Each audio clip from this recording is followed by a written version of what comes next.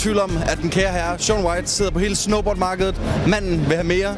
Nu vil han have skateboarding. Lad os prøve at høre nærmere om det lige her. So Jonathan. Hi. Sean White pretty much conquered the whole snowboard gaming scene. Wasn't that enough?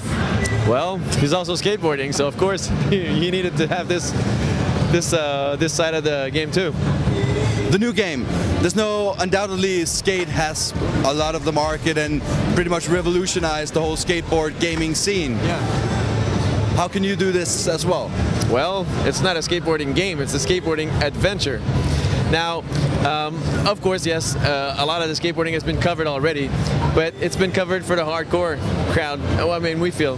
And so we wanted to have something that we could offer to the player that could really capture the mentality of the skaters, that actually see the world differently and see opportunities everywhere rather than just, seeing, for example, a park bench to sit while they grind on it, and staircases and so on.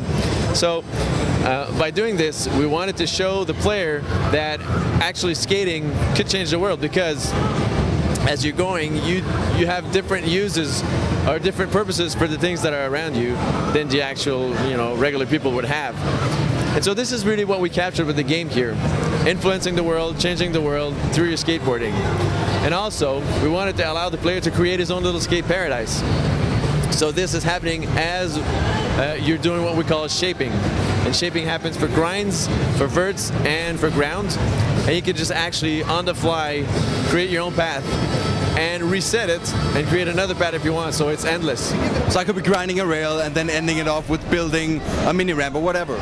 Yeah, for example, you can just take a rail and connect it to another rail, or connect it to a grind, or to connect it where else, whatever else you want, and you can just reset it and do whatever else you want with it.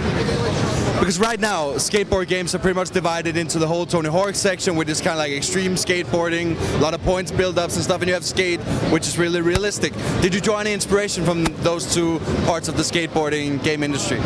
Yes, we did. I mean, we tried to be as true as possible to skateboarding, and EA Skate was pretty good in doing that, bringing the whole, flicking mechanic and all that, and also the authenticity of the tricking and the complexity of it. But that was not too accessible for mainstream players, maybe. So we also added an entry level for tricking that's very, very simple. That's even simpler than what Tony Hawk had in the past. So yes, we have a little bit of an extreme where you can push stuff to, bigger limits than what you find in real life. But you also have the authenticity of the tricking and the actual movements of what skateboarders are doing in the real world, with an accessibility level that's very, very low. Do you have to be down with skateboarding to play this game? You don't have to know about skateboarding.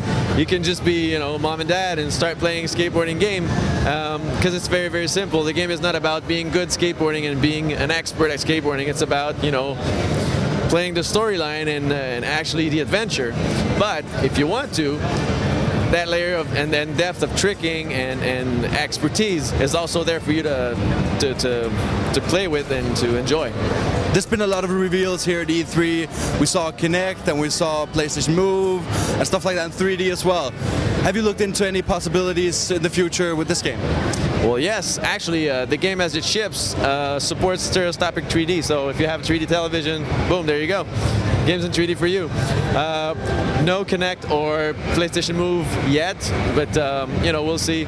Maybe for the next opus of the game. Nice. I hear that you can speak Danish.